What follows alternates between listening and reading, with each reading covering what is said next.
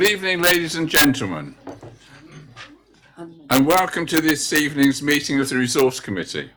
I am Councillor Peter Hoare, and I'm the chairman of the committee. Members and officers have their names in front of them for ease of reference. In order to assist in the process this evening, I must ask everyone to ensure their mobile phones are either switched off or on silent mode. We would be grateful if you remain quiet whilst the meeting is in progress. I would like to remind everyone present that this meeting will be filmed by the Council and broadcast live on the intranet and will be capable of repeated viewing. As chair of the meeting, I can, at my discretion, terminate or suspend the filming. If you are seated in the Council chamber, it is possible that the cameras will capture your image. By your presence, you are deemed to consent to be filmed and for the use of those images and sound recordings for webcamming and training purposes. Finally, there are no planned fire drills this evening. If the fire alarm sounds, please evacuate the building immediately via the emergency exit at the back left-hand side of the room or through the way you came in. Thank you very much. Right, item 1 on the agenda, apologies for absence. None received, Chairman. Very much. Chairman. Councillor Darren Wilkes is on holiday. I should think apologies. Can we give apologies for Sally Darren Wilkes, please? Thank you very much. Declarations of interest. I've got to declare that I am a council member on the Regent Centre Committee, but I will take part in the discussions and I shall vote on every item on the agenda this evening. Meeting. I have a proposal. Councillor Margaret Fitz. Yeah, I'm happy to propose them as a correct record. Second, Councillor. Second, Chairman. I already had a light on, Councillor. I had Councillor Bernie Davis. So, thank you very much, Bernie Davis. Yes, I'm happy to second. Thanks, Chair. Thank you very much. Item 4 on the agenda, and I believe Mr. Lindsay Cass is going to produce this, please.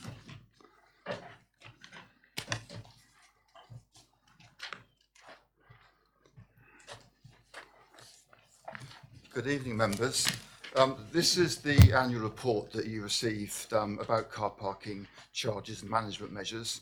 This is the, if you like, the precursor to any public consultation that's necessary to implement the proposals in here. And as always, if the committee agrees this evening to the changes recommended in this report, it'll be subject to the normal statutory consultation process, and the outcome of that, of the consultations, will be reported back to this meeting in the new year. Section 3 of the report, Chairman, describes where we are with the income from car parks so far this year. Clearly, we're only partway through the year, so as always, we've looked at the actual income during the period April to September, and then we've projected what we believe will be the likely income for the remainder of this year. And you'll see the good news is that the income from car parks is forecast to be in excess of about £90,000 in excess of the anticipated budget. So we are, that's obviously a promising sign for income to the council this year. Moving on below the table, below table 1, I then describe what changes this committee and the council approved for last year. The first was to do with tax-exempt disabled permits. This is as a result of DVLA removing tax discs from cars, and there was a projection that we would generate £8,000 income, and it looks likely that that's going to be closer to £5,000, but so a small reduction in our anticipated income, but that's been taken into account in the figures in table 1 above.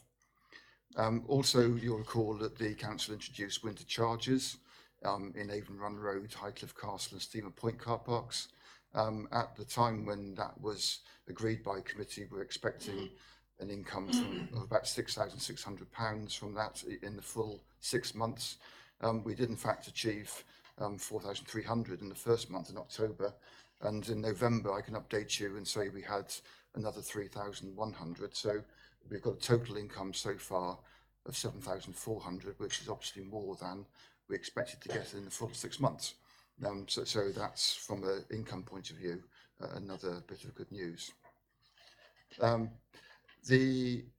On that same subject, you'll recall, Chairman, that there was objections from residents, particularly in the Rothesay Drive area, about the introduction of the charges in Highcliffe Castle. That's one obviously closest to them during the winter.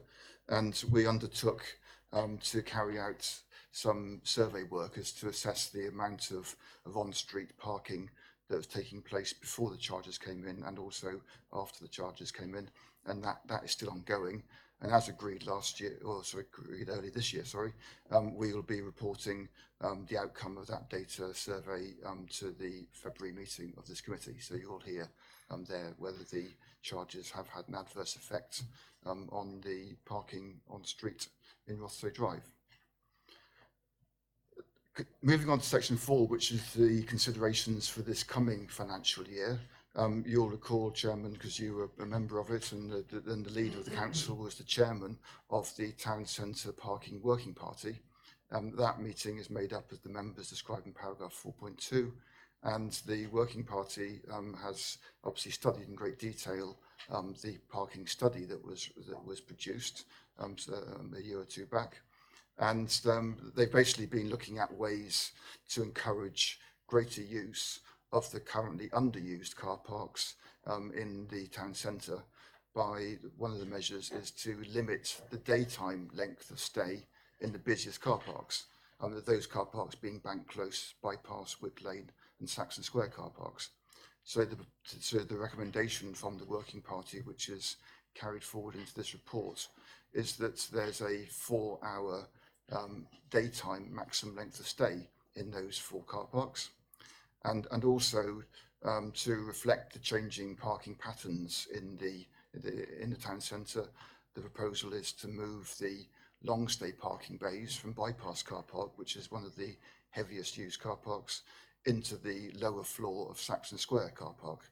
So those residents that have a long stay permit would need to park in the Saxon Square car park rather than Bypass if they wanted to stay for more than 2 hours.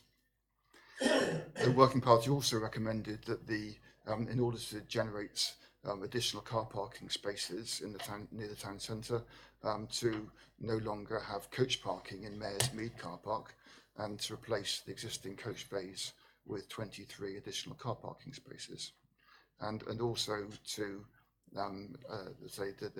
recommend 4.4D basically describes the process that would need to be followed to redesignate where long stay parking permits could be used. The Town Centre Working Party also went through the issues around providing replacement car parking when the pitside car park is no longer available due to the redevelopment of the Bargates area. And there will be from pitside car park 76 spaces that will no longer exist, and then outside of our control, of course, the Magistrates Court car park, which is owned by the County Council, has got 74 spaces. So both those car parks won't be available once the site development commences. The working party looked at measures to replace those spaces in the town centre. And to do that, the working party decided to commission a further car parking deck study, and the executive summary of that deck study is shown in the appendix to this report. And you'll see, Chairman, that there are a number of suggestions made by the consultants as to how those 150 spaces could be replaced, and that included various options for building either a single deck or multi-storey car park on the Bypass car park, an additional deck on top of the existing Saxon Square car park, and possibly also putting a deck on the Bank Close car park. Now, the results of that study are shown on pages 27 and 28 of the agenda, and you'll see that the indicative costs for the deck options range anything from £1.1 million up to £2.8 million, and that results in quite a high cost per gained space, ranging up to nearly £18,000 per space. So the consultants also looked at options for reconfiguring the bank close car park, because and suggested that additional spaces could be provided there by reconfiguring the existing surface car park. And the working party also had previously looked at options for reconfiguring the car parks at the Leisure Centre East car park, and also at Priory, Bridge Street, Millham Street, Saxon Square and Wick Lane car parks. So having considered the costs from the consultants who did the deck study, the view was that spending over £1 million on a deck on Bypass car park wasn't going to be a good use of public funds. And the proposal, the recommendation from the working party was to reconfigure the existing car parks in order to provide a very similar number of additional spaces to those that will be lost from the bypass, from the pit sites and Magistrates Court car parks, but that would be at half of the cost of the cheapest of the decks, at just over £500,000. So all of those issues, Chairman, have been considered by the Scrutiny and Policy Overview Committee and also by the Community Committee. And although there was some comments not supporting the reconfiguration of some of the car parks and instead supporting the provision of a deck on Bypass car park, that those comments were made by some of the members in the Scrutiny and Policy Overview Committee. Despite that, Community Committee has resolved to support all of the working parties' recommendations set out as I've just described to you. Shall I pause at that point, Chairman? There's rather an awful lot of talking I've been going on with there. But is now a good time to pause for any questions, or shall I carry on through? Have some questions, please, Mr. Cass, because I think there's a lot of people who would like questions. Councillor, Mrs. Leslie Dedman, please. Thank you, Chairman. Yes, it's just a question on 3.9. Empirical data being collected on parking trends in the amenity car parks over at Highcliffe. I'd like to ask the officer if we've now got the proper signage up, because they've had a lot of reports from residents who have thought, oh, jolly good, it's winter, we don't have to pay, have possibly not even gone to the pay machine, and there hasn't been a sign up, and then they've had to pay a surcharge for parking. So I have been assuring people that I'm sure the signs are up, and I'd just like to confirm with the officer that the signs are in the correct places. There are some temporary signs up at the moment, Chairman. As Councillor said, there was at the start of the winter charging in October, there was a period when there weren't any signs up, and we did take the decision to write off any of the penalty charge notices that were issued during that period. That's for about 2 weeks, I think it was, and then we put up some temporary signs. We are now also getting some permanent signs that are a bit more prominent, and there have been requests from some of the residents' associations that we stress that the parking charge is only 50p. I mean, because people, if you say charges now apply in the winter in these car parks, people may instinctively think it's the same charge that it is in the summer. So if it were to say they're only 50p, then people may be more inclined to use those. Councillor Mrs. Dedman, are you happy with that? Well, yes, I'm a bit concerned that only now the signs are going up, but yes, I'm sure it's something that the officers are dealing with. Councillor Mrs. Chris Jameson. Thank you, Chairman. Can I ask, 44B, we're going to remove 58 long stay parking bays from the bypass and replace with 40 long stays in Saxon Square. Where are the other 18 going to go, please? The view of the Working Party, Chairman, was that 40 would be sufficient. We aren't doing a complete like-for-like replacement. It's 58 are going from bypass, 40 are going to be created on the lower floor of Saxon Square car park. It's always difficult to know how any changes you make to car parks will actually be interpreted by the users. So as always, we will review the success of the changes, this time next year, and obviously it'll basically be on a 1 year, not trial as such, but we'll be able to see how that's worked. If it turns out that there are shortages of car parking spaces for long stay users, then we would be able to add some more in at that stage. But we can actually do that, Chairman, under our parking order without actually having a formal consultation. So we could do that quite quickly. Can I ask another question Certainly, Madam. while I'm at it? The removing the coach bays from Mares Mead, I can see the point in that because Mares Mead, I believe, is sort of oversubscribed with them. And the suggestion is that the coaches go to Highcliffe. I think this is a very, very poor suggestion. The congestion to get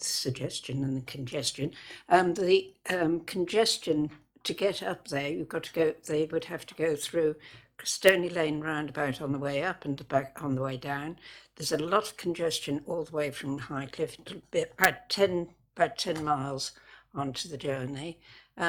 Is there nowhere else that could be used, say Willow Way, for these?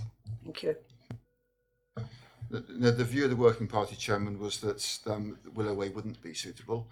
That there was a discussion that there are opportunities for coaches to park in lay-bys, both in the borough and outside of the borough.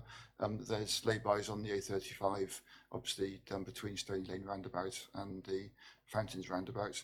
There's lay-bys out near the Cat and Fiddle pub for coaches to use, or they would need to go to Highcliffe. But it is, at the end of the day, 4 coaches we're talking about here. It's not an enormous number of coaches. There are 4 coaches that can park in Mares Mead, and they would have to find somewhere else to park if these recommendations are adopted. May I ask a question, Mr. Castle, on that? Because I support Councillor Trish Jameson. So I think it's very important that the coaches don't have to go all the way to Highcliffe and back. And I think if you looked at Willow Way car park closely, there are longer bays where they have the regattas in the summer, where they've got great big bays for taking boats and rowing boats on trailers. So I think if you could have a look at that, that'd be very helpful before we make a final decision that they've got to go to Highcliffe. All I would say to that, Chairman, is I'd have to do that investigation, and maybe with if the committee was agreeing to give you the delegated authority or the ability for me to make a decision in consultation with you, because if we have to wait for the next resources committee, we're going to fall all the way behind in the consultation process. Thank you very much. Councillor Colin Bunchy, please. Thank you, Chairman. I'm curious to know on the winter charges up at Steamer Point and the more exposed car parks. Obviously, the revenue hasn't been as high as expected, despite the good October we had. How does that equate against the cost of the maintenance of the machines up there? Because they're in a very exposed area, and we have had trouble caused by weather before. Are we sort of, in actual fact, spending a lot of money on maintaining and collecting this revenue, and is it worthwhile at the end of the day, is what I'm saying? Chairman, in truth, the income we're getting from these winter charges is much higher than we expected. We expected to get £6,600 in 6 months. We've got £7,400 from 2 months. So it is, in fact, significantly more than we expected. And that is significantly greater than any cost of emptying the cash. The machines, we don't take the machines away in the winter, they are left there anyway. And the only difference is, the only extra cost we have is the cost of employing a contractor to pull the cash boxes out and empty them, put a new one in. So that is significantly less than the income we were receiving. Councillor Colin Bunchy. follow up on another question then, Chairman. Thank you for that, Lindsay. Willow Way car park was mentioned for possible coach parking. Would that not displace the market traders on a Monday? Because that is usually pretty full on a Monday with all the market traders vans. Monday is also a busy day for coaches, and therefore there could be a big clash if we use that for coaching. Could I have a comment on that, please? Yes, Chairman, that will be part of the assessment. That if the committee agrees that I do that assessment and discuss it with you, Chairman, then that will be part of those discussions. Members, any Thank more you. questions, please? Well, I would like to ask some questions, if I may, Lindsay Cass, because I've got an email from you and it does concern me. What I would like to know is the extra spaces for Millam Street. And really, I'd like to get this clear that it's Millam Street North. It's not Millam Street. Millam Street is the other side of the cloisters and it's not one road. So you've got Millam Street North and that's where the car parks extra are going. Can you tell me how many spaces it would be, please?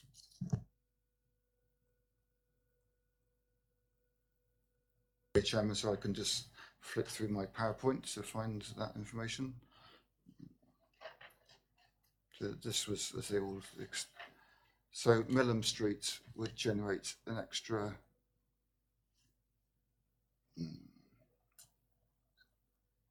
bad quality print, sorry, 5 additional spaces. Thank you very much for that. Well, that does surprise me because you've got a cost on an email you sent me. That's 50k. 50,000 is a lot of money for 5 spaces. So I can't see personally the value of spending 50,000 for 5 spaces.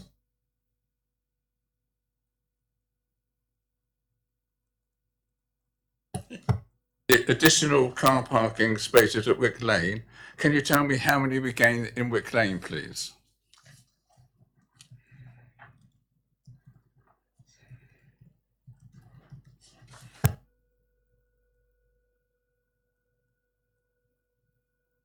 That's an additional 3 spaces, Chairman. 3. On the email you sent me, you've got 80,000 down for that. It doesn't make sense to me. I've got 80,000 for 3 spaces. Surely to goodness, that can't be right. And the other question is, if I may, is that we've got, which I think is very reasonable, a cost for 23 spaces at Mayor's Mead is down for 50,000, which I think is a reasonable cost. And to me, we should be looking at costs as well as finding the spaces. Chairman, if I could just respond to that. Obviously, each circumstance is completely different. There are some, for instance, there's Saxon Square car park that gains 4 spaces for £1,000 because all that involves is doing some adjusting the white lining in the car park. So that's obviously a very low cost addition. Whereas the example you used for Wick Lane, that is clearing an area which is currently quite heavily, which is vegetation. We'd have to clear that all out and completely turn that into a new tarmac area, and therefore that's why the costs are so high. But you know, you'll recall we discussed this in the working party, and this is the recommendation that the working party made. Thank you very much. And the last question on that, if I may, you've got a cost on Bank Close, and it's come down from 278,200 to 68,200, which is brilliant. I don't know how you made the savings, but what I would like to make sure is that from a 106 agreement, we had 24,000. Can I be assured that that 24,000 will be offset against that 68,000, please? You're quite right, Chairman, that there is Section 106 agreements with the King's Hotel, I believe. Some of that we've actually used already for laying out the Millam Street North car park, as you've just quite rightly described it as being, so that some of that has been spent. I don't recall exactly how much is left. I'm sure I'll be able to find that out. But yeah, that is earmarked for increasing the number of car parking spaces in Christchurch Town Centre. So that will be available, whatever balance is left, to go towards these costs. Thank you very much. But I'm very surprised, Mr. Cass, because that 24,000 was a 106 agreement for extra spaces only in Bank Close. That was the agreement. And I'm very surprised it's been spent elsewhere. And I would love to know how much was spent in Midland Street North rather than it being earmarked, which it should have been, for Bank Close. Any other questions, members? Then we can go on to debate, and I believe, sorry. I did pause partway through my presentation, so I've still got some of the reports. Carry on then, please. Okay. The next section, Chairman, if I can I move you on to paragraph 4.10 on page 12. This is the changes to the start time of overnight charges in Wick Lane car park. You'll recall back in February of this year, there was a 206 signature petition presented, and that was from people principally who go to the gym in the Wick Lane area. And you'll see in paragraph 4.10 the actual text of the petition. Now, so when that petition was considered by the Policy and Resource Committee in March, the decision was to revert the start time of overnight charges to 7 o'clock and to also issue temporary permits to the Regent Centre and other premises that would allow a £2 parking ticket to be displayed alongside this permit to make it valid overnight.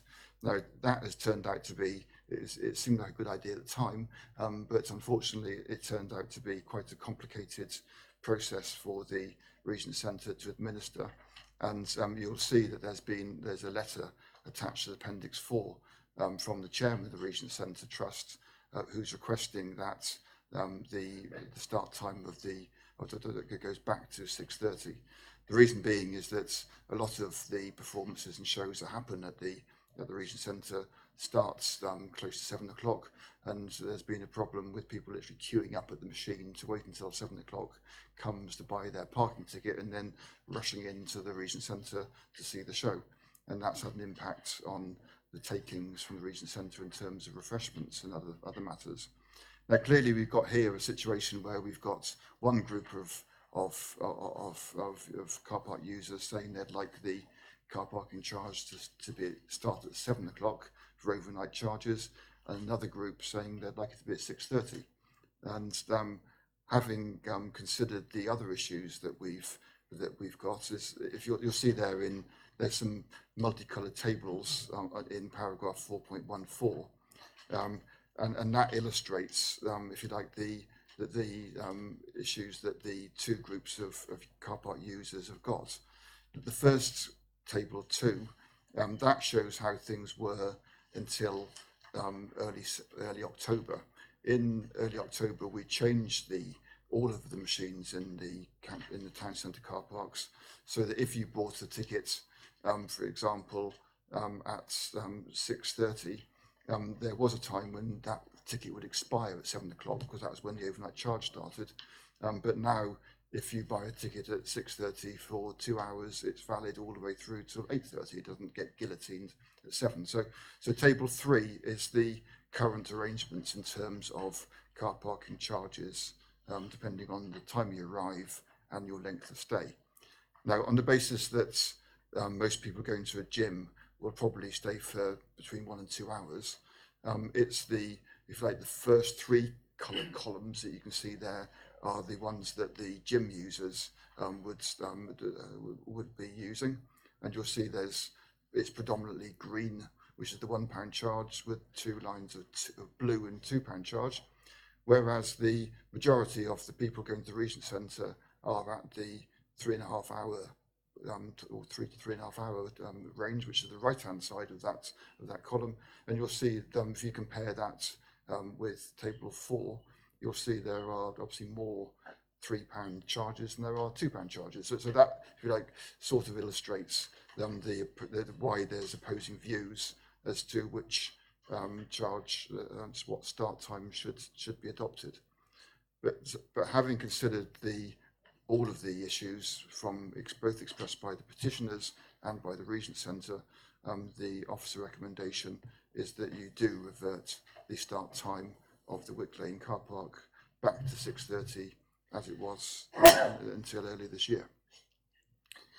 Moving on to paragraph 4.15, you'll see there that other than the changes that are proposed by the working party, there is no proposals to make any changes to either the pay and display tariffs or to the parking permit prices in 2018-19. So that would be to hold those charges exactly as they are today.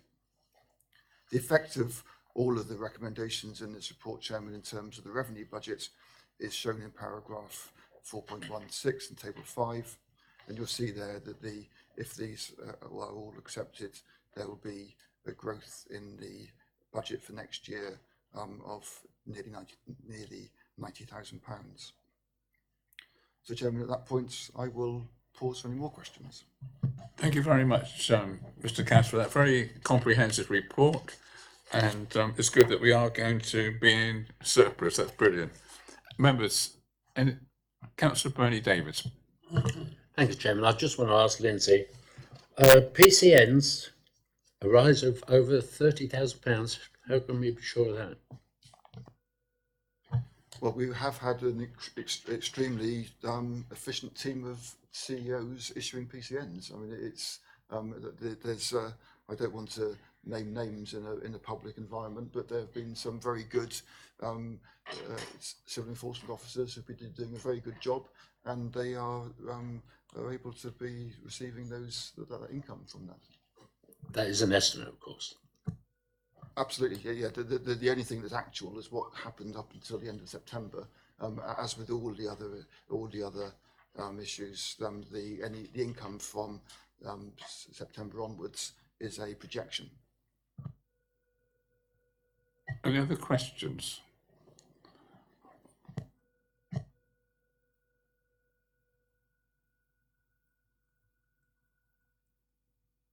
I would, if I may, in relation to the recommendation A, and more so to do with the reconfiguration, I have to say that myself and my fellow ward councillor Ray Nottage and some of the residents of Bridge Street are a little bit upset with the reconfiguration of the leisure centre car park, especially in relation to the proposal about moving the buses back to Bridge Street. Now, I don't know whether this is possible, but I would ask at this stage that this is put on the back burner, as I couldn't possibly support that part of the recommendation. Thank you, Chairman. The Mayor, Councillor Nick Geary. Thank you, Chairman. As I explained in the Task Fitness Group meeting, I was totally opposed to the removal of the bus stop at the leisure centre because of the reasons that my fellow councillor has stated. And I still have the same opinion that the buses should remain where they are to save the problems that the residents especially have, negating the accidents which have occurred when buses have been turning around at the Civic Office is. And I would totally support Bernie Davis in that recommendation. Thank you. Thank you very much, Mr. Mayor. I think that's very important. Councillor Trish Jameson, Vice Chairman. Thank you, Chairman. I fully support what the two councillors have said. I can remember some years ago when the buses used to park in Bridge Street, and there was always complaints coming in about the buses running, the congestion and the diesel fumes, etc. So I fully support what the councillors say. Mr. Lindsay Cass, are you happy with that? We're saving £200,000 at the moment. Having asked the question, Chairman, clearly the effect of that is to save £200,000, but also that you will not be replacing 71 of the spaces.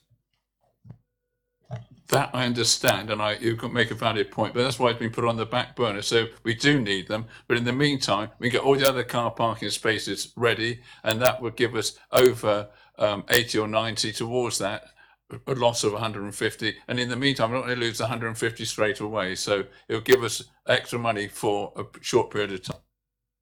Mr. Mayor, Councillor Nick Geary. Thank you, Chairman. I would just like to state that the fact of 71 car parking spaces, what we are looking at is not the coach parking areas of to make up the 71 spaces. It's normally one bus that's parked there and they change over. So we're looking at one bus, not the coach parking, because we've already established that the coach parking can go in your laybys on the A35 and elsewhere. Just for clarity, Chairman, the 71 spaces would take up the area that is effectively the roundabout area, if you like, in the Leisure Centre East car park. So that's got obviously the roundabout itself, it's got the bays where the buses and coaches drop people off, and there's also some coach parking bays around the edge of that as well. So the recommendation from the working party was that that whole area would be replaced by 71 car parking spaces. So that's the situation. Councillor Colin Bungey. Thank you, Chairman. It's no secret that I've been totally opposed to the sale of the Bitside car park. I think it would be a disaster because when you look at the costs of replacing what we're losing in car parking, there is very little gain for the residents of this borough because the sale of the pit site, we are told, is a receipt in excess of 1 million. Guess here, guess there, who knows. But we're also told that that could be as late as 2018, 2019. This council might not exist by then. So any receipt for that will go to a new authority if we don't exist.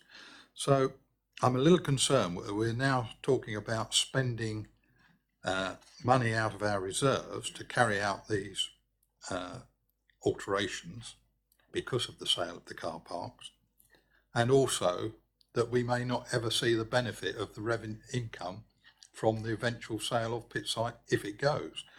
The other problem, as I see it, is that we had a few years ago now a shopping study done for Christchurch Town Centre, and it was highlighted then that much similar to what the existing report from the car parking people said, we had adequate parking for now, but in the future, if we are to remain vibrant as a shopping centre and a place for people to come, we will need to increase that car parking.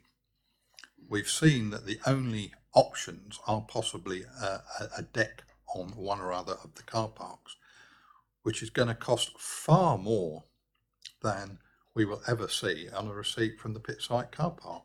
So I fail to see the benefits that this borough will accrue from its sale. We're going to have to spend a lot more money in 5 or 10 years' time, if we're still here, to replace adequate car parking. Mr. Cass, can you answer that? Or do you want me to?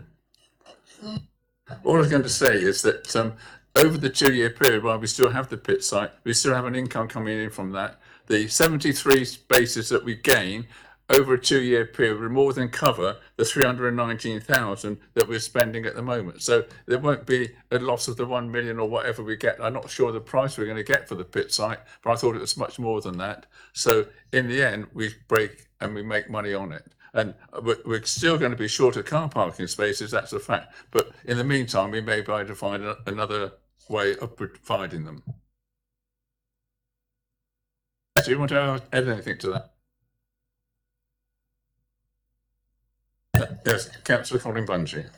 Chairman, what you've just said is that basically the revenue we're getting from the car park pays for the new car parking spaces. So we're not gaining anything. Currently, the revenue that we get from the car parks helps keep the borough council tax at sensible levels. So you're saying that instead of it going into one pocket, it's going to be paying for the new car parking. So the council taxpayer is not benefiting from the cost of the car parks. Thank you.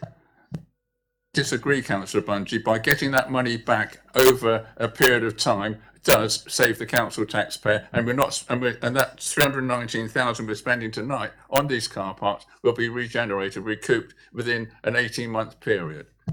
John Lofts. Chairman,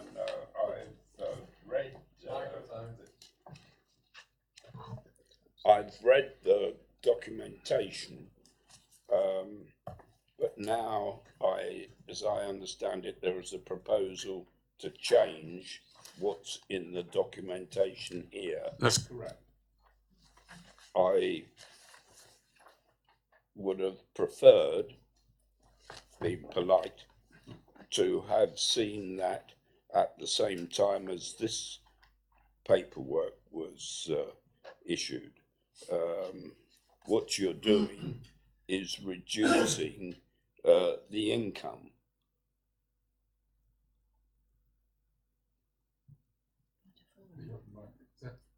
Finish, Councillor Lofts. But I wasn't saying any more, so.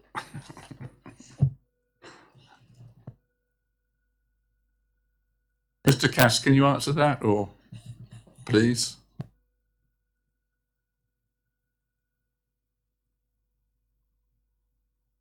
So, Chairman, obviously this is the officer's report, heavily informed by the working party's recommendations. Now, if the committee decides to do something different, then obviously we can't prepare papers for that because we don't know you're going to propose something different until you do. So the paper that they are as they are, and so we haven't got any papers that we can let you have. You're quite right. We only just made that decision tonight because we thought it's important that we will put it on the back burner, not just scrub it all together, but leave it in abeyance until we desperately need it. And I think that would be helpful.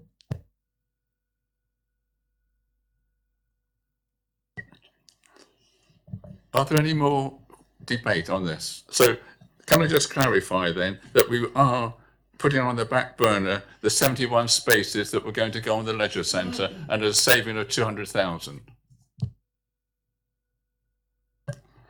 Right. And if you're happy, can we go to the vote on that? On A, that's on A, B and C, or the amended A?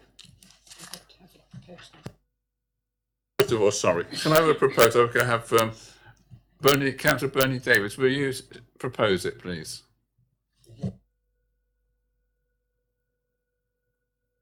And you've already seconded it. Thank you, Mr. Mayor, Councillor Nick Geary. So we can go to the vote then, please.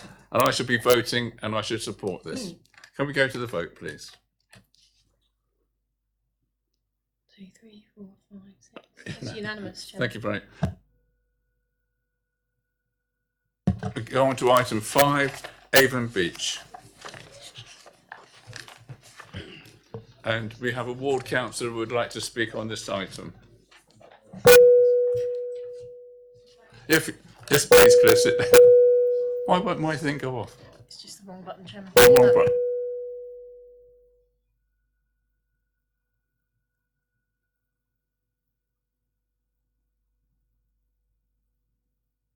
Mr. Lindsay Cash, you're going to introduce this, please?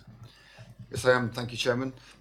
This is the report that gives you an update on where we are with the funding for the Avon Beach Promenade Raising and Widening project. You'll recall this has been in the Council's capital programme since the beginning of this year, and since then we've been able to secure funding from the Coastal Communities Fund, and we've also developed the design, and we've got planning permission for the work, and we've sought tenders for the work. Now, I have to say that the original project estimate was not a good estimate. I think that's a good way of describing it. And so as a result of the tendering exercise, we have found ourselves in a situation where the total cost of the project is, as things set out in this report, £540,000. The table in paragraph 3.1 sets out the costs of the project and also the funding opportunities that there are to fund it. And you'll see there that the shortfall is £224,000. Now, since this report was written, Chairman, you will have, the members of this committee will have received an email from me explaining that in discussions with the Dorset Coastal Forum, we have established that they would be content for the rather expensive coloured tarmac that was going to go onto the promenade not to be laid. They've also agreed that they would not be precious about not putting the solar powered uplighters along the edge of the widened promenade either.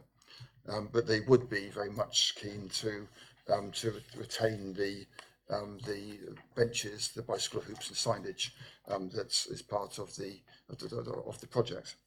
So as a result of those amendments that the Dorset Coastal Forum would be happy for the council to make, that would result in a reduction in the overall budget of £79,000. So that's obviously some good news if this committee were to agree to those changes being made. There would also be the Coastal Communities Fund people have also said that they would be able to draw on the contingency allowances that they have within their overall programme, and therefore they would be able to increase the contribution from the funds from £80,000 to £89,320. There is a third-party contribution that you'll see in the table in paragraph 3.1. That's the contribution from the council's tenant, and that is based on a percentage calculation of the project's cost. So if the overall cost of the project is reduced by the reductions that I've just described, then obviously the contribution goes down slightly as well. So the sum total of all of those changes, if the committee were to support them, would be a change in the shortfall, a reduction from the 224,000 that's in the report down to £144,400 is the reduced figure. Still a sizable amount of money, but you know, obviously a better figure than is in the report. So essentially, Chairman, if the council wishes the project to go ahead, we've done as much value engineering as we can to reduce the costs, as I've just described. There will be a need for additional funding of £144,400. Thank you very much for that report. Members, any questions?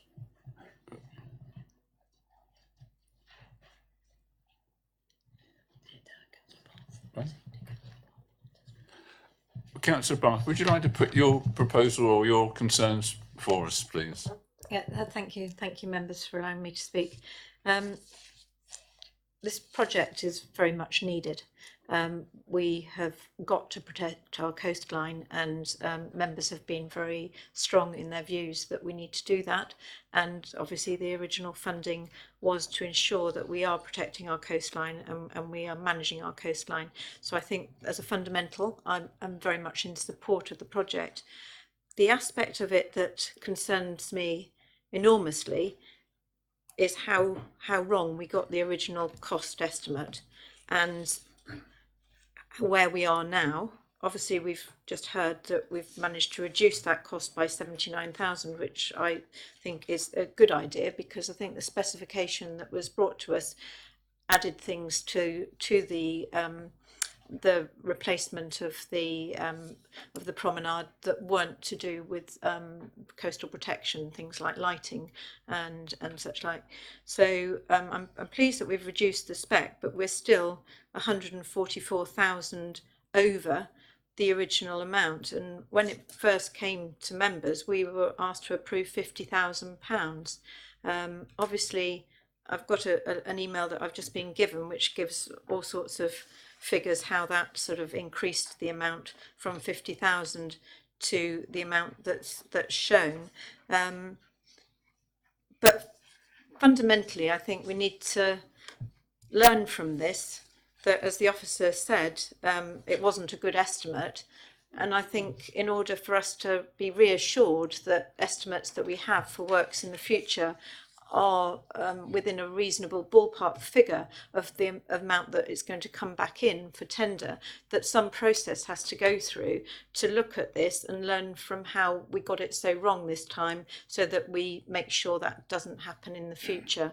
And I'm not going to draw similes to other projects, but there are other projects which similar underestimations of costs have occurred. So it may be that is a matter for scrutiny, to look at the process taxpayers coming to this. To me, we have to go ahead with this because it's really important to get it done. We don't really want to risk another storm like the Valentine's Day storm causing damage to our promenade. So I think that we have to go ahead with it, but learn from where we've got to. Thank you very much. Councillor, the Mayor, Councillor Nick Geary. How many companies have tendered for this project so far? 8, Chairman. 8. Councillor, Mrs. Ledley Desmond. Thank you, Chairman. Yes, it's on 4.4, which almost seems to be speaking to a totally different report, in that it says that although there are negligible potential to support roosting bats, we are in fact going to erect bat boxes on the local retained trees within the site ownership. I take that to mean, Lindsay, the trees on the top of the road, because what other trees are there down there? On the bank. Well, on the bank, yes, yes, Councillor Bungey. So I just feel that it's a bit out of place to say, and I know you didn't say it, the environmental person did, that first of all, there aren't any bats. Secondly, there probably won't be bats because it's negligible. But thirdly, we're going to put bat boxes up anyway. So I wonder if this could be a way of cutting costs, that we don't do the bat boxes. Yes, I mean, there's clearly an opportunity to save probably £200, but it is going to be, as Councillor Dedman has pointed out, this is the words of the environmental consultant. There was issue raised by local residents that there were bats seen in the area, and I've got no doubt there are bats seen in the area, but they aren't roosting in the trees that are going to need to be either felled or trimmed for the project to proceed. But the recommendation from the environmental consultant was that we did put up some bat boxes, but you know, if that's not the view of the committee, then we can easily delete them. Well, then I'd like to propose that we don't actually put up the bat boxes, if the committee agree to that.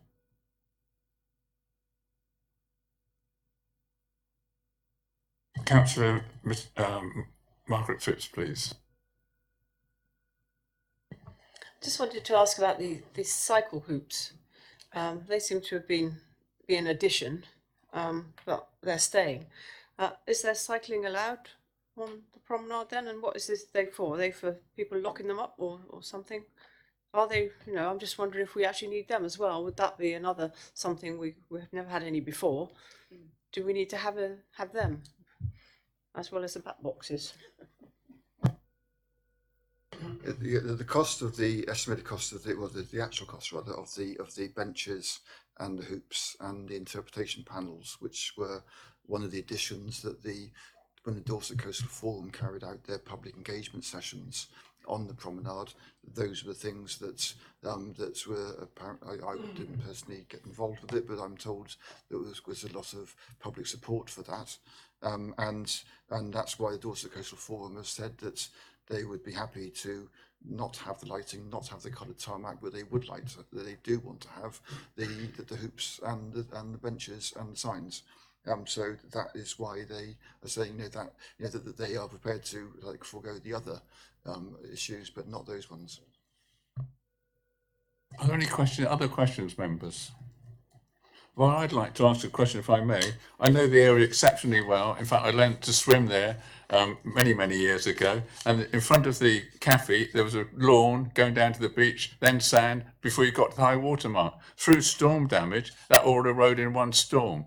And it does worry me that I haven't seen in this report, a coastal engineer's report, if we're going to build up the sand by a metre, and already from the the rock groin that's there going east, you'll find that that's scoured out already, and it does worry me the cost of replacing sand and the damage that the storm would do without having any groin. So I'd like to ask the officer, do we need groins? Have you had that confirmed? And also, I remember further along the beach, and the mayor remembers as well, there was a freshwater lagoon. I swam in that. But also, there were a lot of sand dunes, and that was all washed away in another storm. So we are in an area where we're going to get storms that could affect that build up of the sand. So I would like to know, are we looking at a coastal engineer's report where they'll see if we do need groins, and they are expensive. So when you're looking at the project, we need to look at it as a whole. So no good doing a project spending 400,000 and then find that we've got to provide drawings to protect it. Well, of course, there are groins on that section of the beach, Chairman, and they will. There's no suggestion that they're going to be removed. There is in the shoreline management plan. We've got the holder line policy, as you'll know, around the whole of the Christchurch coastline, and this is part of that plan. The Avon Beach Promenade was identified in the Christchurch Bay study as being one of the weakest links in the coast defences, which is one of the reasons why, in fact the main reason, that why this project was first included on the capital programme. The benefit of actually raising the promenade, those of you who go down there frequently will know that the beach is generally is higher than the promenade.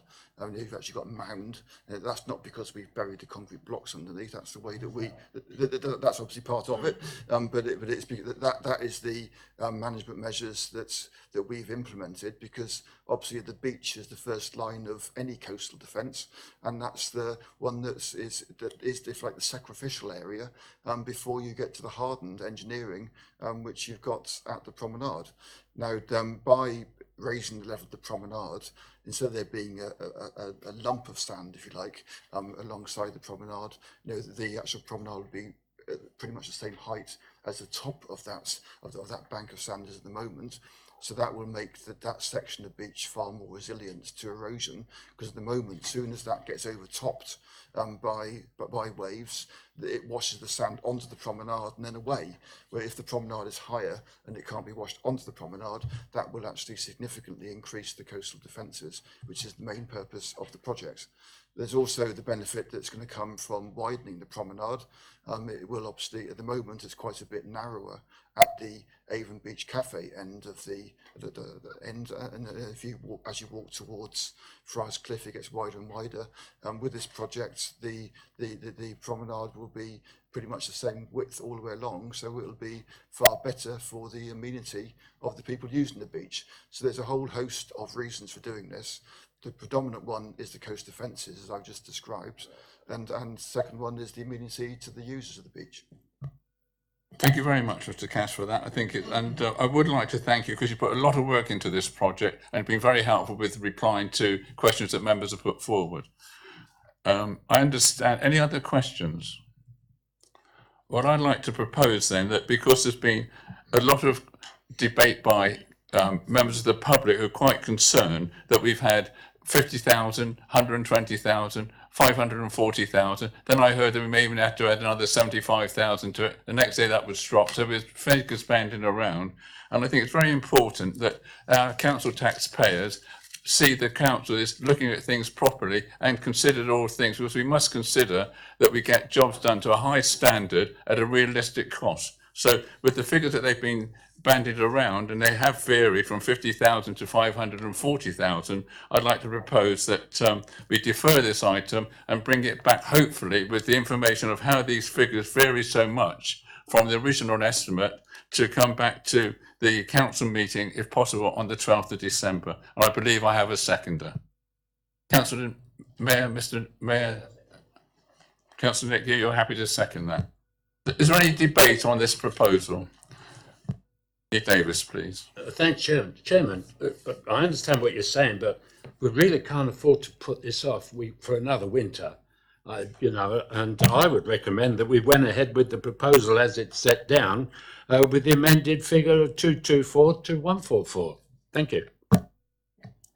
Any other debate? Councillor Mrs. Letty Denman? Or Councillor Colin Bungey? Well, yes, that was very kind of you. Yes, I'm happy to defer it for a few days, but I'm very unhappy about the thought of it not getting done. I would have voted for it being done because the coastal defence, which is what we've been talking about all winter, and we've been talking to the residents' associations. As you say, Chairman, the residents are very concerned about the project. I'm happy to support a few days. It would only be a few days if it came back, but not a longer delay.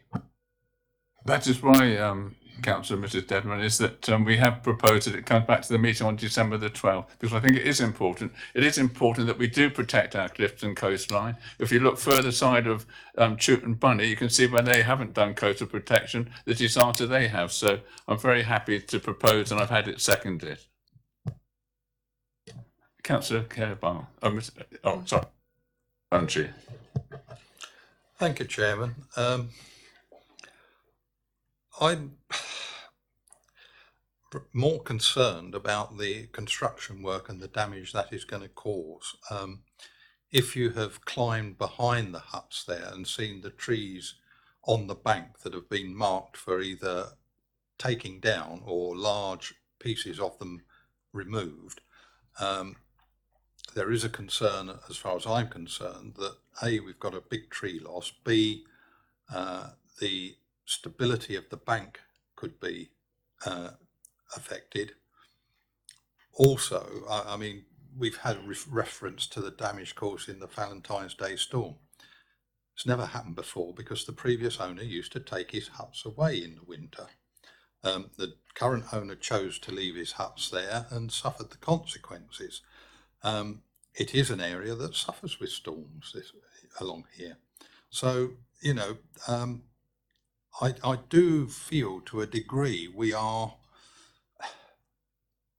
doing work that would not be necessary to such a high standard if the current owner removed his beach huts every year.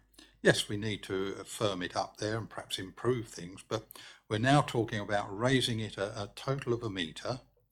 We're also talking about raising the wall behind the beach huts. All that is major construction work, which is A, going to affect the stability of the bank and the trees on it, and B, affect the whole sort of environment of what Mudderford and Avon Beach and all along there is. It's going to be like walking along one of these Italian promenades or something like that. You know, this isn't what Christchurch is about. So I do have concerns that by going over the top with what we are doing or proposing to do, it's going to spoil the whole environment and the reason that people come down there. So I have very strong reservations about what is being proposed for this area, and I certainly wouldn't be happy in supporting any more expenditure down there than has already been allocated for previously. But another 124,000. We've got other items on this agenda for expenditure. We've already had expenditure on the car parks. By the end of the evening, we will have could have expended nearly £1 million worth of reserves, and that does concern me. I think this is an overkill option. Going to look very pretty, very nice, but whether it's actually functional for this area of Christchurch, I'm not sure. Thank you. The main reason I understand is to protect the cliffs from erosion. So Claire Bath, please. Thank you. I just wanted to come back on what I suggested was that the process that led to the underestimation in the amount that it was going to cost should possibly go to scrutiny, and I don't know how the committee feels about that, to look at how we can improve that process so that we don't have that in the future and we can be better at estimating costs in advance of going out to tender.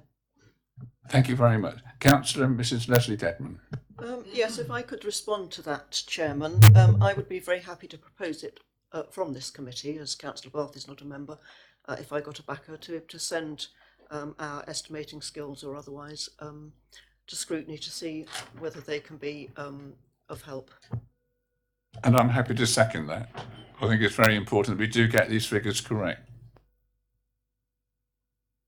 Any other debate, discussions? The leader, Councillor David. Thank you, Chairman. Can I just ask the officer what the lead-in time is for procurement of the contractor to undertake the works? I've been working on the basis that obviously the assumptions, as I say, that this committee and full council would approve the funding. On that basis, we would be awarding the contract pretty much the day after the council meeting, and the intention is for the work, the contractor to start on site in mid-January and complete before the Easter weekend, as set out in the report. Thank you very much for that. So that means we could start after the day after the council meeting. Well, we could award the contract day after, but then the work would start in January. 10 members. Any other? Sorry. Oh. Chairman, as there are two proposals on the table, do you wish to withdraw your proposal? No, no. So you've got two proposals on the table, one of yours deferred and Councillor Deadman's is the other one which you seconded.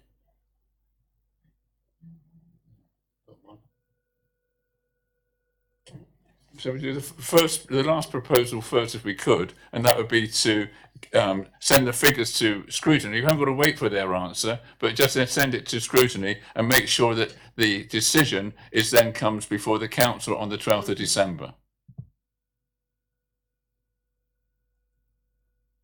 Yes, thank you, Chairman. That's more or less what I'm saying, but I'm saying it in a more general sense, that the way we do our estimates, and I mean, I must say, and without it being critical, I did put on my little pink post-it note, why so far out. We have, as the councillor said, we've been quite far out in quite a few places, and so I think that the whole of our estimating department, or whatever it is, should be looked at by scrutiny, and to see if scrutiny can come up with helpful suggestions. Right.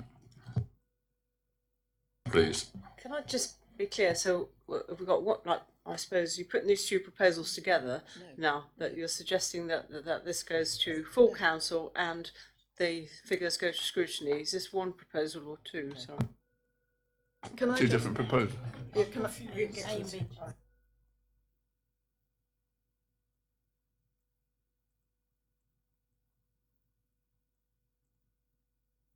Apparently the vices, we must do them separately. So can we take the recommendation that goes for scrutiny to check the figures first, please?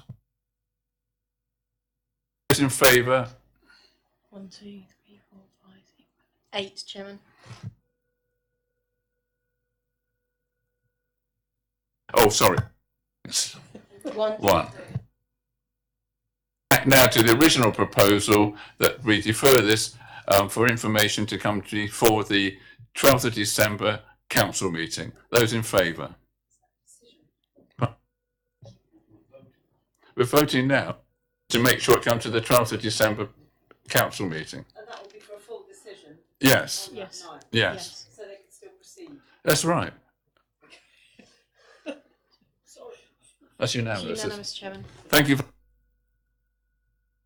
I'll move on to item 6.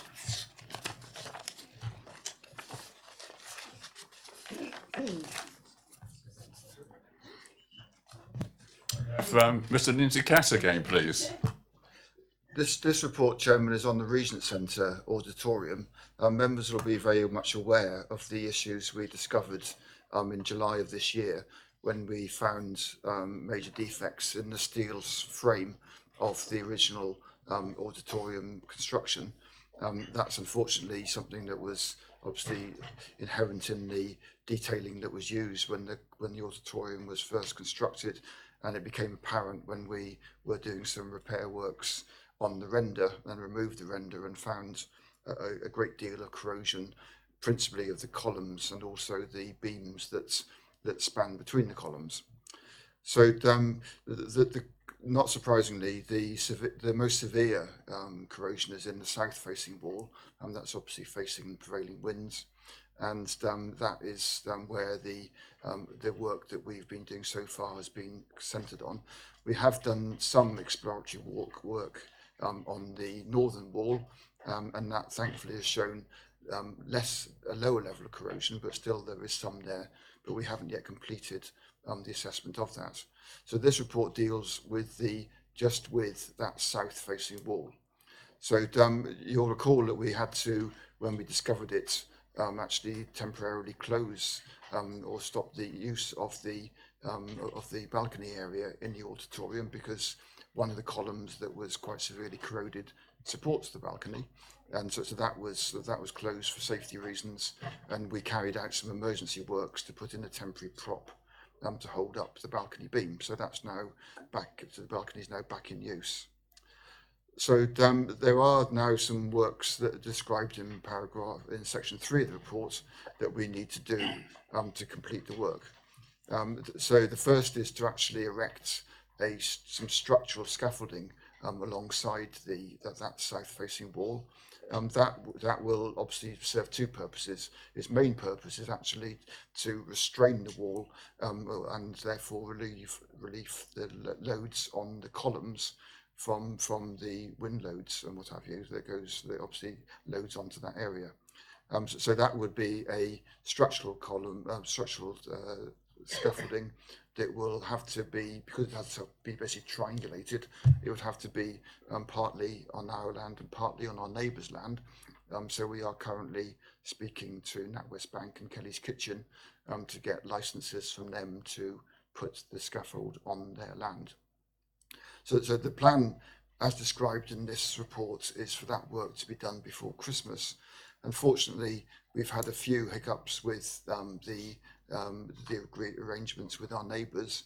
So it looks more likely now, Chairman, that work will have to be carried out very early in the new year.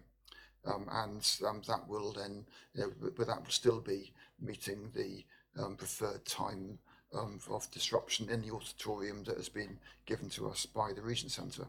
So that's the first stage, is to put the scaffold up.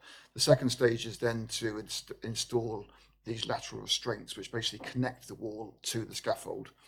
So the scaffold will have big sort of literally tanks of water on them to actually load the scaffold down, so it has got the ability to withstand lateral loading, and that will be then the scaffold will be connected to the wall with a series of drilled holes with threaded bars pushed through them, and then patchless plates put either side of the wall so it's restrained by the scaffold. That would then allow the work, basically that wall to be stabilised, and we then move on to the request from the Regent Centre that we don't carry out the major works until 2019. That's because they have obviously got a full programme of events booked through 2018, and therefore to actually try and cancel those events and cancel those performances to allow the work to take place during the summer of 2018 would be significantly disruptive to the Regent Centre. And you'll see there's an appendix to the report with the letter explaining the concerns from the Regent Centre Trust. So there is going to be about, we estimate, a 10% increase in cost by delaying the work by 12 months from the summer of 18 to the summer of 19. That's based on the cost of having to hire the scaffold for an extra year, and also there will inevitably be inflationary increases in construction costs. So our estimate is that the work, if we did it this summer, would cost £500,000, but deferring it until the summer of 2019, in accordance with the request from the Regent Centre, would increase the cost to about £550,000. So that is the proposals for the south wall. The north wall, we will carry out some more investigation work on that and bring a report back to this committee. It's possible that in order to make sure that what happens once the wall repairs have been done doesn't reoccur, it's likely that we'll be proposing the inclusion of what's called a rain screen, which is basically some cladding on the outside of the wall to keep water off the masonry, so then the masonry is dry and therefore the corrosion of the steel doesn't occur. And if we do that on the south wall, which is quite likely, then I suggest that our recommendation will be to do the same on the north wall, just for certainty that we won't have problems in the future. So that's the chairman. That's the recommendation, Chairman, that you approve the works as laid out in the report, and also request that full council approve £550,000 so the work can be carried out in 2019. Thank you very much, Mr. Councillor, for that report. Members, any questions? Councillor John Loss.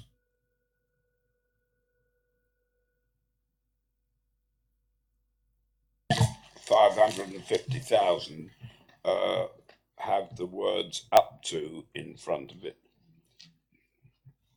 Mr. Kane?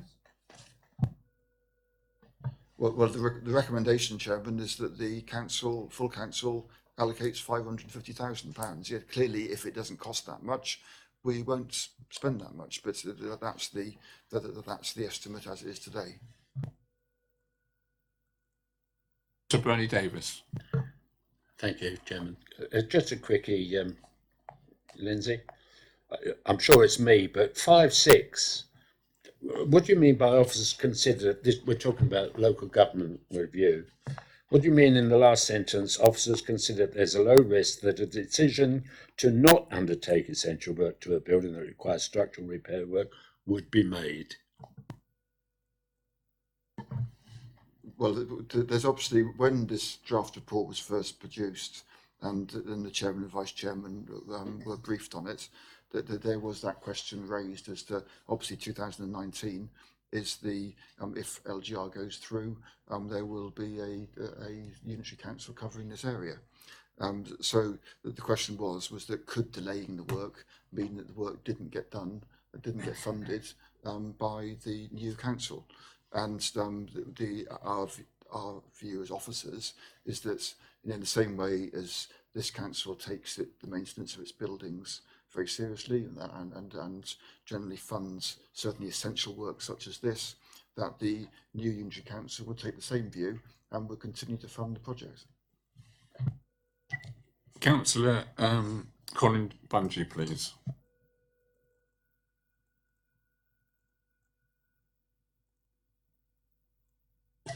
Thank you, Chairman. Bearing in mind the earlier estimates, I am concerned on the 550k estimate. Can the officers tell me whether there is any insurance cover on this building? Have we got any insurance money coming back, or has the council in its wisdom in the past decided to cover any insurance liabilities themselves? Yeah, the council does carry insurance for all of its buildings, but that's for its contents. And obviously if it's lost through fire and things like that, the council's insurance doesn't cover repair work due to corrosion of steel frames. If I can come back, Chairman, is the officer saying that we've got contents insurance but no structure insurance on any of our buildings? And could I also ask the finance director, I've totaled up that tonight we've, if we spend the 75 estimated thousand for the north wall, we spent approximately £1.289 million out of our reserves if all this goes through. Have we got able to do that? Thank you, Chairman. First, just to confirm, yes, we do have buildings insurance, but as Lindsay's pointed out, this is more wear and tear than actual destruction of the building through some event. With regard to our unallocated reserves, we've got 2.1 million, so we could accommodate these allocations within that. Thank you, Chairman. Councillor Mrs. Leslie Dedman, please. Yes, thank you, Chairman. It's more questions about the safety aspect. First of all, I'm imagining that the scaffolding is going up because you want to install lateral restraints. So that's going to be done initially, and then you're going to put off the main repair work. And I'm interested in the safety aspects of that.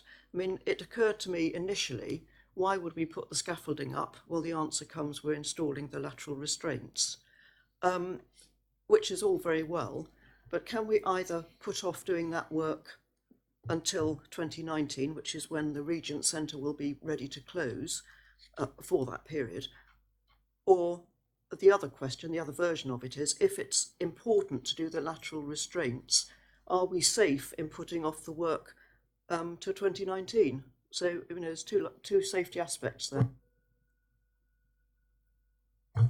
Basically, the lateral restraint work needs to be done as quickly as possible, and that's what we're trying to do. So if we had the agreement with our neighbours to put the scaffolding up, it would have been up by now. Obviously, subject to the council funding the cost of it. But so the urgency is to get the structural scaffold up, which then can be connected to the wall, so the loads on the wall are carried by the wind loads on the wall, are carried by the scaffold, and therefore don't load the columns, which are corroded. So that's the engineering mechanics of it all. Once that scaffold is up there with the restraints in place, then there is no risk of wind loads, damaging the building. But having said that, clearly now there's no scaffold there, and the wind's blowing. But the structural engineer is content, that other than the extreme events, that we're safe for the building to be used.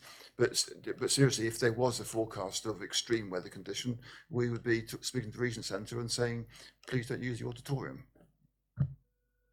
Chairman, I had one other question on that, yeah. which is about on 3.6, when we're going on to the main repair works, the proposal is to install rain screen cladding, and in view of that terrible fire in London on that tall building, I wonder if we can guarantee that our Regent Centre won't be a fire risk.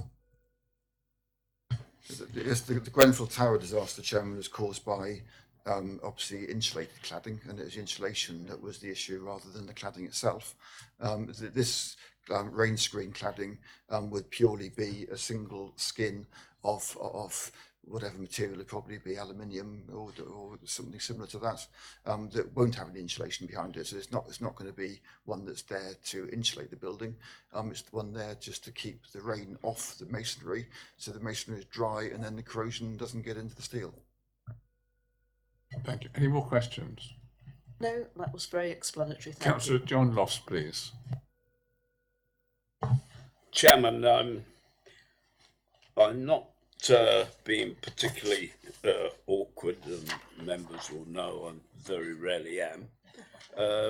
But two of us round this table have been allocating capital to this project for the best part of 30 years. Am I right in thinking that when it comes from capital, that is added to the capital value of the building in our accounts? Or is the value of the building on valuation? Thank you.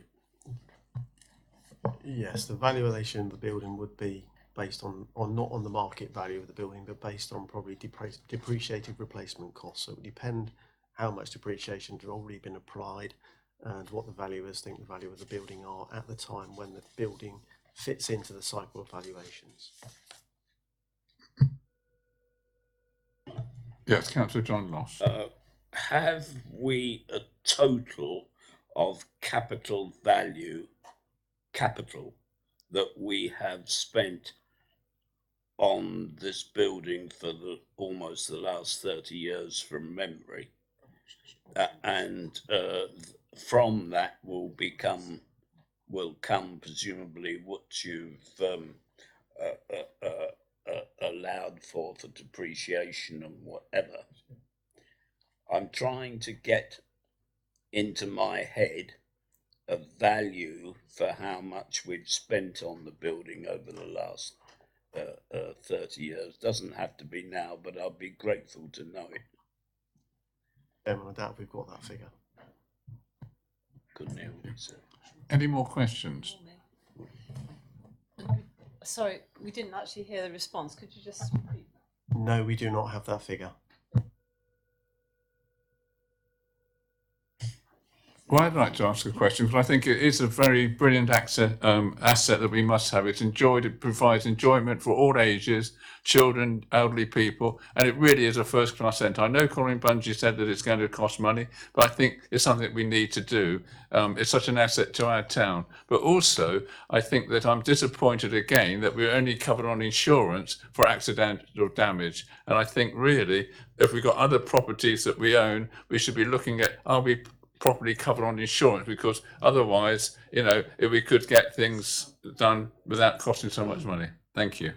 Chairman, if I can come back on that, we could not have insurance cover. We could not get insurance cover for the deterioration of the structure, as I can see other members. Thank you very much for that.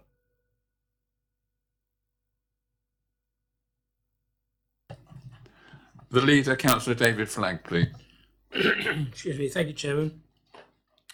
I'm happy to support as set out. Clearly, this is reactive maintenance to a building that we all have fond memories of and want to keep it going as long as we can. The only one issue that concerns me is 4.2, where the additional cost for the the north wall screening, if required. I just wonder whether we include that 75 this evening rather than have to come back again and say that, because we now need cladding, now we've got cladding on the south wall, we now need it on the north wall. And I wonder if it would be prudent to allocate that 75 this evening as well. Chairman, all I'd say is that we haven't completed our investigation into the north wall corrosion, and like I say, it may well be that the £75,000 for a rain screen to prevent the corrosion occurring there is all that's necessary, but it might be that there'll be that and other repairs that we aren't currently aware of. So that was why this report deals purely with the south wall. I wouldn't want there to be a situation where the 75 was allocated and then I came back to you saying we've now done the investigation and we need some more money to do the repairs, and there's obviously some concern around my engineering teams and property teams estimating, and I wouldn't want that to get caught up in well, why didn't you tell us that in December, because obviously we don't know the information yet, so we can't give it to you. So that is if we need it, we'll ask for it at a future date. Councillor Leader, Councillor David, are you happy with that? Happy with that, Chairman, given that if the work doesn't go ahead until 2019, that's another year, and who knows what inflation's going to be, Chairman. So David Flagg, the leader, are you going to propose this recommendation, please? Happy to propose as set out, Chairman. The Vice Chairman, Councillor Trish Jameson, seconding. Yeah, I'm very happy to second this. It is important that we keep this building going. It brings in a lot of people, gives a lot of entertainment to a great number of people. And I know it's run mostly by volunteers, and I know they are very concerned about it losing a lot of time and income then if we don't do this when they've requested, which is the summer of 2019. Very happy to second. Thank you very much. We can go to the vote. Oh, sorry. Bungey, please. Thank you, Chairman. First of all, I'd like to correct you. I didn't say it was a lot of money and a waste of money. What I said was we have spent approximately £1.28 million tonight. Could the finance director just tell us where we stood financially? The Regent Centre I have a very close affinity with. When we took it back into our ownership and it was a bingo hall, half a dozen of us councillors went in there with sledgehammers and pickaxes and started ripping up the bingo floor so that we could restore the original sloping floor of the auditorium. So, you know, we were the first volunteers in there, so I have got a background with that. What concerns me is what Councillor Davis picked up on, the 2019 fact. Summer of 2019, we might not exist anymore, and the new authority, whatever that may be, will be in place. Now, if it is our close neighbours, they've already got a record of closing lots of their old theatres for redevelopment and building a new complexes. I would like to have, we were told, in fact, if I remember rightly, that any monies committed under this authority would be secured for work programmes that they had been allocated to and could not be taken away. So my concern is, I want the Regent Centre up and running in 10 years, 20 years time for the people of Christchurch. Can we guarantee that?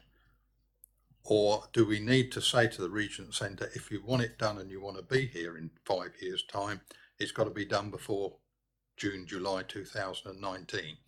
Because I'm sorry, I don't trust any new authority to go ahead with what we decide here today. It's got to be put in stone so that we are committed to it, and therefore that money is reserved for that project and it can't be taken away. Perhaps Mr. Milner can advise us on that. Thank you, Chairman. If there was a contract in place, so we'd actually contractually committed the expenditure, then clearly that would mean that it was unlikely that anybody would stop the project going ahead. At the moment, what you're doing is obviously making a marker in your capital programme that you wish this to take place. You know, when a new authority is created, then there will be an amalgamation of all the capital programmes of Bournemouth, Port and Christchurch, and clearly that new authority will review what's within that capital programme. Now, given the issue with the building, our view is that any property officer would actually still recommend that the work goes ahead. Otherwise, the building will just continue to deteriorate and potentially ultimately collapse. So we consider that whilst you know, there's no certainty in terms of the work going ahead, it's very, very unlikely that anybody that reviews the building in the new authority, when the work actually needs to be done, that they will recommend that it's not undertaken. Councillor Colin Punchy. Yes, Chairman, what it comes back to is that is a disposable asset that belongs to this authority currently. And any new authority might decide, do we really want to be bothered with that? Let's dispose it as an asset. That's what concerns me. We need to have this money committed and, if possible, the work commenced before May 2019. Thank you. We got it proposed and seconded by the our leader, Councillor David Flagg, and our deputy leader, Trish Jameson. I put it to the vote, please. Trish Jameson, that's what I meant to say.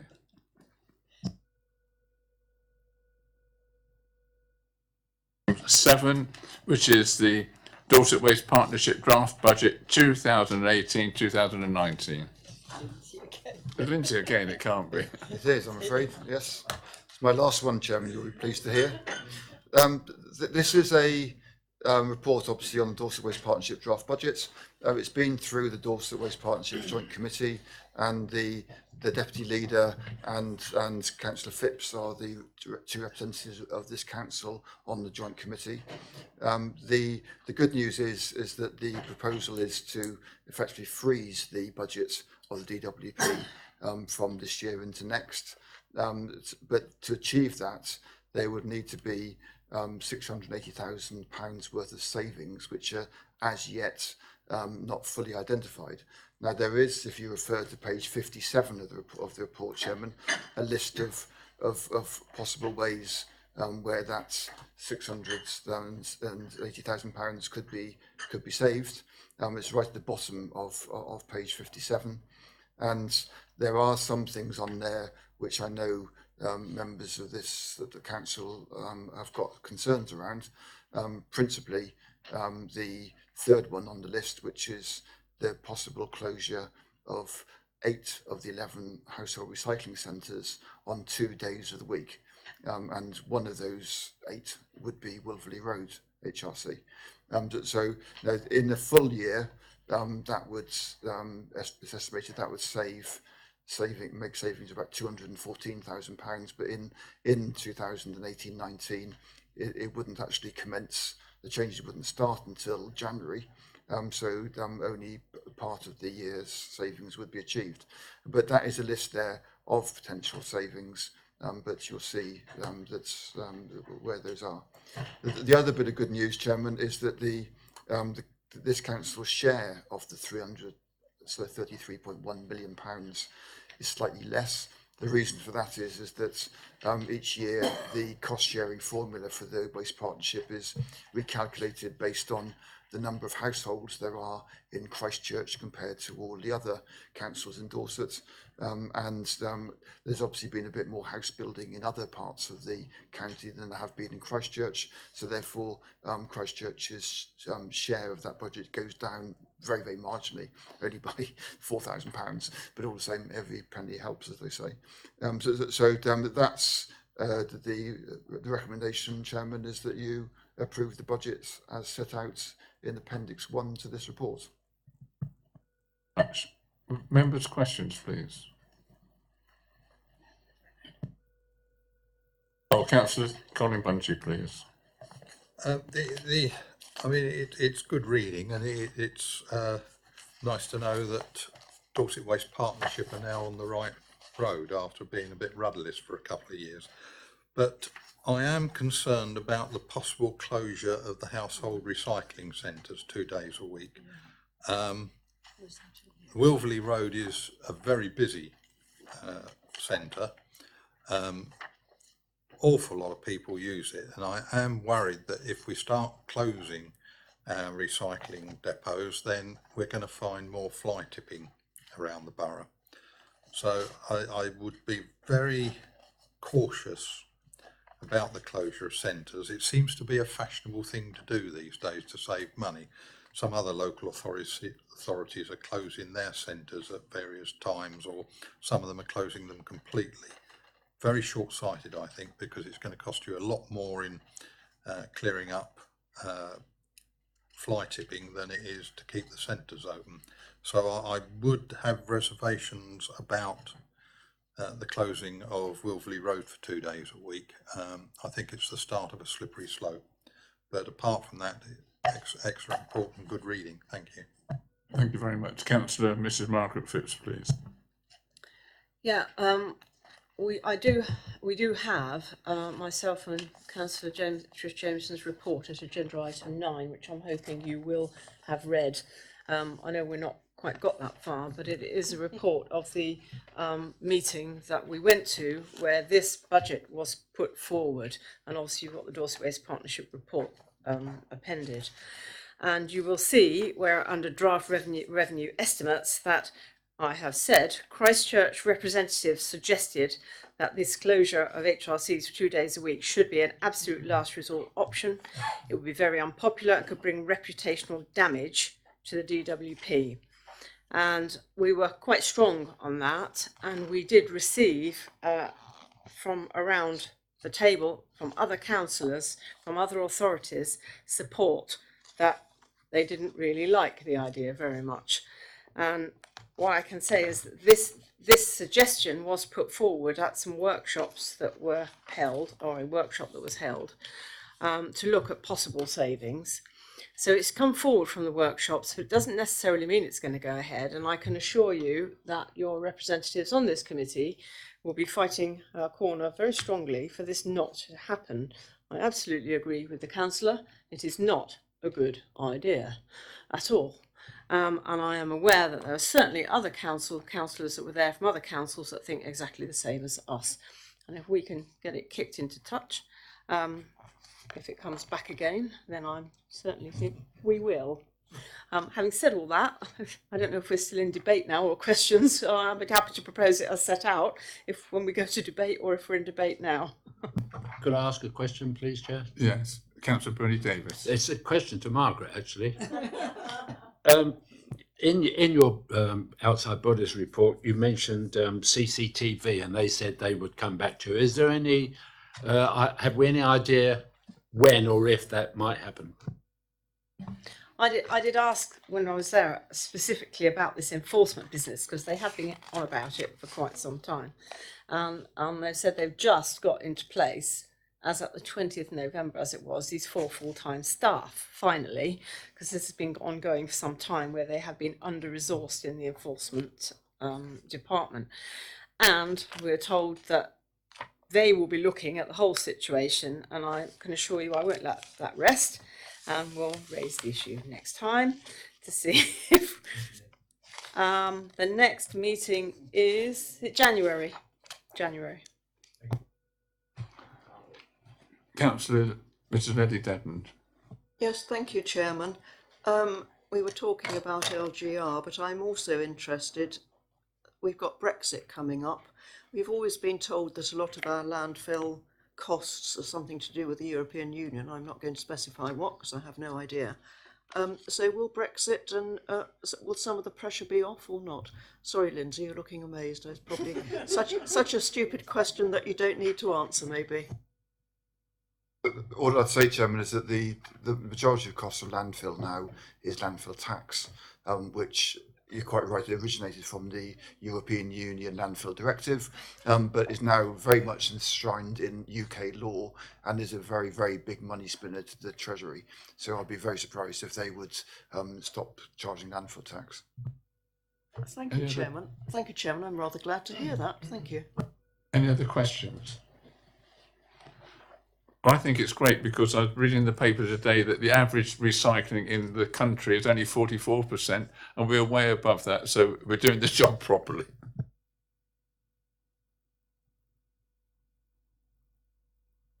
Can I have a second, Councillor Trish Davidson? Thank you, Chairman. Yes, Margaret and I have sat on this committee. There's a lot of work went into this, and I can tell you there's quite a lot of argument goes into it. We did have the workshop, wasn't it, where all these ideas were thrown into a pot and we discussed it.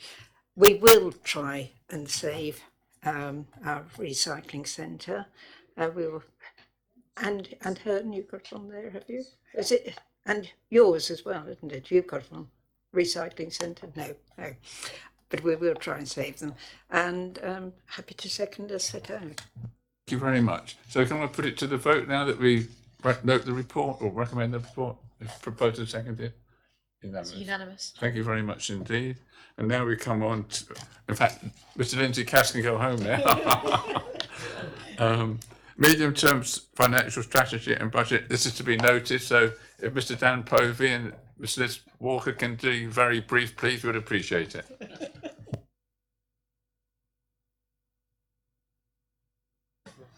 Thank you, Chairman. Good evening, members. This report just updates the committee with where we are with regards to next year's budget and also the current estimate for this year's budget. And it also asks members to recommend the localised council tax support scheme for approval by full council. In terms of where we are setting the 2018-19 budget, that's summarised in section 3 of the report. If I could perhaps ask members to turn to page 60, paragraph 3.6. There's a table there which is a snapshot of the savings estimates from the medium-term financial strategy, and members will probably find them familiar from the committee of the 25th of October. You'll see from the table that 2018-19, next year's budget, is forecast to be in a balanced position. For that reason, all of the work, or the majority of the work for the budget for next year has been focused on 2019-20, the following year, where we've got a savings target of 133,000. part of the budget process, we've identified quite a few potential efficiencies, areas of either reduced cost or additional income. They're referred to in paragraph 3.3, covering things like the Dorset Waste Partnership. We've just been hearing about the standstill budget, development management, and also reserves. They need more work, but the good news is that the savings targets that you see in 3.6, which are already relatively modest, should reduce once we've completed our work on that. So if the Secretary of State's minded to decision to support local government reorganisation is confirmed, the savings target of this council will be part of the Urban Joint Committee's medium-term financial strategy. If the Secretary of State doesn't confirm that decision in January, then officers will get to work with reducing the budget gap that you see in paragraph 3.6. And as I say, I think it will be reduced from the work we've done so far with the budget process.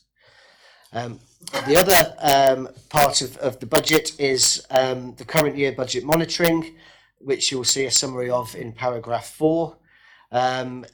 In a nutshell, we're predicting a net surplus of £114,000 on the council's budget. That will be added to the headroom that we have built in as a contribution to reserves. There's quite a lot of detail, Chairman, in the report in appendices 2 to 8, which I wasn't proposing to go through, but I could obviously answer any questions that arise. And then the final bit I was just going to draw members' attention to is in paragraph 6. As I say, we're asking members to recommend to full council the approval of the localised council tax support scheme for next year, and we're not proposing any changes to the scheme. So that's a brief introduction to the report, Chairman. Thank you very much for that. Questions, members? Councillor Mrs. Margaret Fitz, please. I just want to point something out that I think is, if you agree, it's not quite right. It's 3.2, and you just mentioned LGR. The last line of 3.2 says that further work on this will be put on hold until a final decision is made in January 2018. Well, there won't be a final decision, as I understand it, in January 2018. Apparently that's when every council has the opportunity to put in their representations, and I wouldn't expect them to make a decision that quick. I don't know. Thank you, Chairman. At the time of writing the report, we're expecting that there would be a result, another minded to decision at the end of January. We're not so sure about that now, so we'll see when the Secretary of State does make that decision. Any more questions, please? Any debate? So, certainly. Very quickly, I just want to say thank you to Dan. You know, again, you always come here and you give us a very good report, very clear, we can understand, and thank you. And I'm sure we'll all note the report that you've given us. Thank you. I quite agree. Can I have I've got Councillor Mrs. Margaret Phipps. Okay, I'd be very happy to propose I set out. John. Councillor John Loss.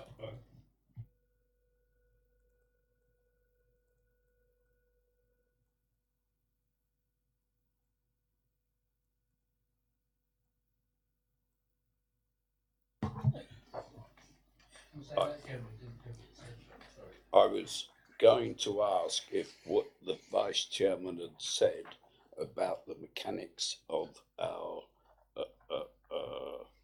officers' reports in the previous item could be put into the minutes, because we were giving our thanks to them. So I'm sure they can. Thank you. And Councillor Trish Jameson, will you second the motion, please? Happy to second, thank you. Proposed and seconded. Can we go to the vote, please? Thank you very much. Unanimous, Chairman.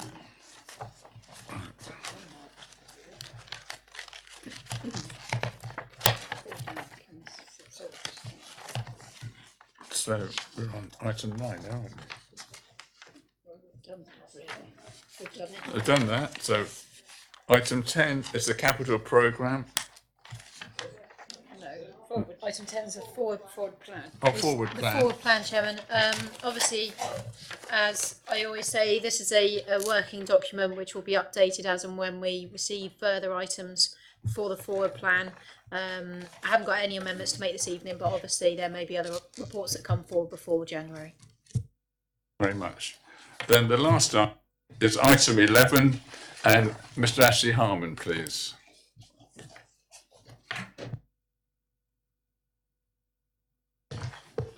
Thank you, Chairman. If I may, members I think will probably be aware of the proposals to create new junctions off the A338 Spur Road, and that's funded by the Local Enterprise Partnership, with which this council has a role within it. The highway work set out in this report and illustrated at Appendix 1 are being undertaken in 2 phases, and I've put those into the report for you. They're being led by Bournemouth Borough Council, working with Dorset County Council as the highway authorities. Those current proposals are subject to a planning application to be made shortly, and there was a note about that in the press recently. The highway proposals, particularly those within phase 1, i.e. those south of the A338, but not including the link over and the flyover to the north side, are largely on land owned by this council and which is leased out to both the golf course, Play Golf, and to Wessex Water. Bournemouth Borough Council have now formally asked this council to enter into negotiations to enable them to acquire some of the land with which this council owns and leases out. And I've given an indication which is approximate on Appendix 2. You can see the 2 parcels of land there where the highway works will go. This report basically seeks members' authority for officers to enter into negotiations with Bournemouth Borough Council and for any initial comments that you may have. As this progresses, 1 or more reports may have to come back to members, and certainly for members to make any final decision on any disposal of land. Thank you very much, Chairman. Any questions? Well, the first one, which I'd like, and I did mention it to you before, is that on A, that we add that within a 12-month deadline. So we do tie them down that we get an answer within the next 12 months. So Christmas next year, we'll be able to celebrate we've got a nice fat cheque. Mr. Margaret Phipps. I just want you to confirm that this is just greenbelt land, which I believe it is. Presumably as just a piece of greenbelt, it's not going to have a high value. That's just my thoughts on it. And if this were to go ahead, obviously there's negotiations to take place, but I'm just thinking that maybe it's not terribly valuable. What they're proposing to do with that piece of land is obviously use it for part of the junction. Will it have any effect on the value of the rest of the land that we own there? Bearing in mind at the moment it's quite a quiet area and it's golf and that, and it's going to become quite noisy. If I may respond to all of those questions, Chairman, and hopefully I've got them in the right order. Firstly, with regards to the time limit, yes, I think everybody would like to achieve something as quickly as possible. Having said that, and we've often seen with a lot of property things, that's not always the case, especially as there is numerous people involved in it. There's obviously going to be ourselves, Bournemouth Borough Council, and the 2 leaseholders, Play Golf and Wessex Water. So we are one of 4 parties, and I assume that they will all want to achieve something as quickly as possible. So I think we can put a time limit in there. It does try and sharpen pencils, but I'm mindful of all the other aspects as well. Referring to, firstly, the greenbelt, I think it is. I think largely the land is greenbelt. I'll need to check that on the boundary maps and so on and so forth, but I think you're quite correct in that. It therefore doesn't have any other beneficial planning approvals other than it is at the moment. There's a bit of land obviously is used as part of the Wessex Water establishment, and there is some of it which is within the golf course area, which is pretty rough scrub land in all honesty, so the value of that land would not be particularly high. And of course any development potential on that is probably going to be relatively low given greenbelt status and some of it lying within or adjacent to flood zones as well. The other aspect is, of course, is that the proposals may open up beneficial opportunities on other land not owned by this council but owned by others, and one may assume that there be any ransom value in the terms of what happens with this council's land. I put that there because everybody will ask the question, but of course we have still got to go through the whole of the process to actually identify that, and also there could only possibly be ransom value if planning approval is possible on that land for a more beneficial use. Okay, so hopefully I've answered those questions, Chairman. Just on that, I think, yeah, I see what you're saying, that it's not like to get approval for sort of anything else, but it is going to open up possibilities for others, and that's where I'm wondering whether there could be added value. I think that's where I'm coming from. If I may respond on that, that's where I mentioned the ransom value. It needs to be looked at. Councillor John Loss, please. Am I right in remembering from a long time ago that the land which is part of the golf course is actually in the borders of the course? It is part of the golf course. If I may respond, on the land that we're looking at the moment, the scrub land, Yes. is within the lease to play golf. It is not used as part of the course. It provides almost like a buffer strip between the driving range and the A338. So if you're on that land, you're out of bounds and it is not part of the course. Right, all right, that's my perspective. Councillor, understand I'm not a golfer, So but I would have, from the physical layout of the course, I would have thought you'd be very well out of bounds. Right. What I would like to ask if I may, because a lot of developers building, they're having a difficult job to find sang material, which is, and really, would that area be suitable? Because then, as Councillor Margaret Phipps said, you'd have an added value because of that. The sang requirements, I believe, come about if people are seeking to do residential development.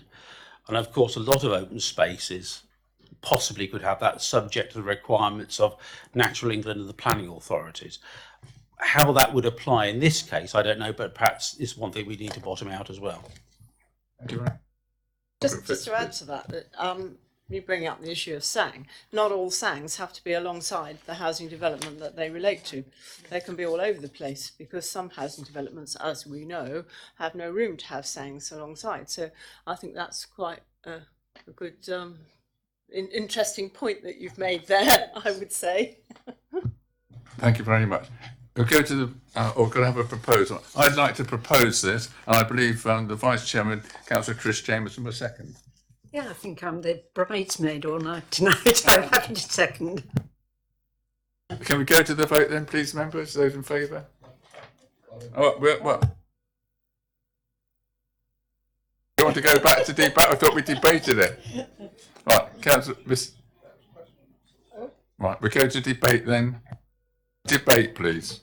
I just wanted to say, Chairman, that the scheme looks very, very complicated. I know this is nothing to do with our council, but as a veteran of the Canford Bottom roundabout, I just hope it works. Debate, please. Councillor Colin Bunchy. Thank you, Chairman. I am concerned, as has been said by the officer, that and has been widely stated in the press and in the media in general, that this opens up quite a large tract of land for future development. And I seem to remember back in the dim, distant past that that large area of land, Wessex Field, was given to Bournemouth Council by the Cooper Dean estate for open space and leisure for the people of Bournemouth. Now we've got offices, hotels, the law courts. The only caveat was that the hospital would be built there. But it seems to be that the open space idea long drifted out the window and is being used for development land. So I am concerned that this does give them opportunity to develop other areas. And that's no secret. It's been said quite openly by Bournemouth themselves. So I think our officer's quite right that we ought to be open to the idea that there is a value other than the value of the land that we can get. And it's ironic that if the Secretary of State goes with his minded decision, they'll probably get the money back in the long term anyway, because they give it to us and then they get it back. Yeah. Thank you. I think you need to be a bit more optimistic. Can we, any more debate, please? I just got going to throw it in again. I totally agree with what you said. On that strip of land, you say like there's a buffer at the moment. It's scrub land, and it's quite, as I've heard, there's quite a lot of wildlife there. This is quite a big deal, really. I think, to be honest with you, everybody thinks, oh, it's just a little bit of land.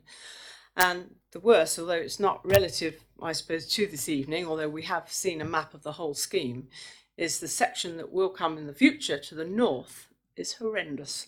And I know they are going to be putting in planning permission for the whole lot, but this will be phase one for which they have funding. They don't have funding for the other bit, but they might do soon.